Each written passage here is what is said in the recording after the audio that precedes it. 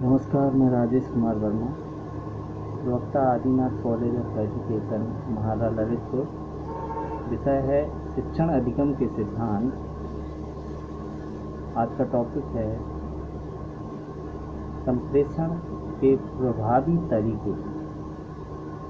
कई शिक्षाविदों के मतानुसार संप्रेषण प्रक्रिया को कक्षा में प्रयोग करते समय निम्नलिखित बातों का या तरीकों का ध्यान रखना चाहिए।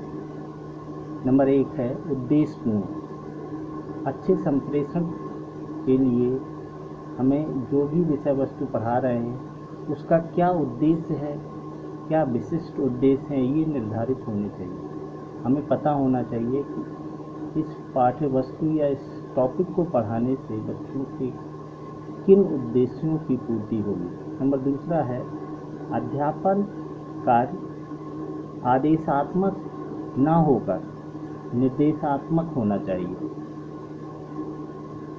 अच्छे संप्रेषण के लिए आदेशात्मक नहीं होना चाहिए क्लास में, अतः कक्षा का वातावरण कठोरता तथा नीरस से युक्त न होकर सरलता, स्नेह और सहानुभूति योग होना चाहिए। नंबर 3 है प्रेरणा देना बहुत ज़रूरी है। संप्रेषण पूर्णतः प्रेरणाप्रद होना चाहिए।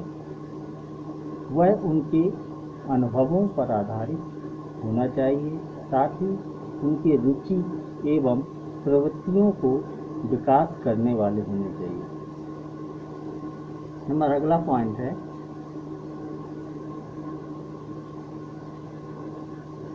बाल केंद्रित। जो भी हम क्लास में शिक्षा देते हैं वो बाल केंद्रित होती है। बेसिकली आज की जो शिक्षा है बाल केंद्रित होती है।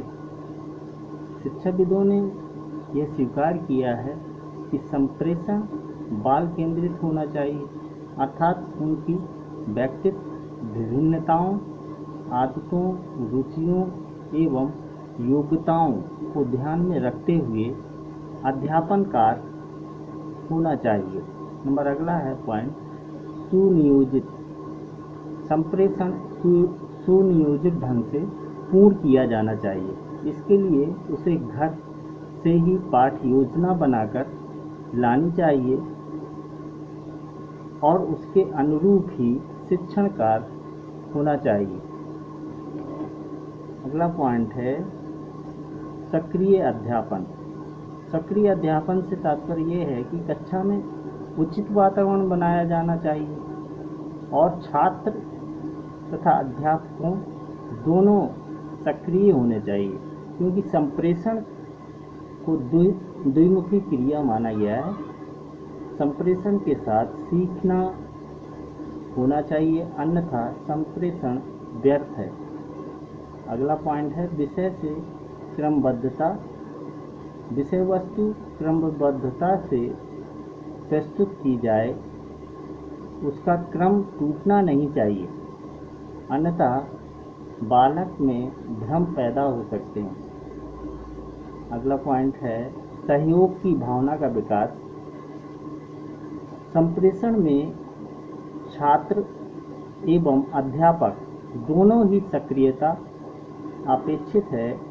इसके लिए एक दूसरे का सहयोग जरूरी होता है, यानी अपेक्षित होता है। अगला पॉइंट है पाठ की तैयारी। जिस पाठ या विषय को पढ़ाना हो उसकी पूर्ण तैयारी अध्यापक को पूर्व से ही कर लेनी चाहिए, ताकि उस विषय को अच्छे से प्रत्येक पॉइंट पर बच्चों को फोकस कर पाए और उसको अच्छे से समझा पाए। अगला पॉइंट है पूर्व ज्ञान से संबंधित। पाठ को पढ़ाने से पूर्व अध्यापक को यह तत्व ध्यान में रखना चाहिए कि क्या छात्र इस विषय के बारे में पूर्व जानकारी रखता है या नहीं।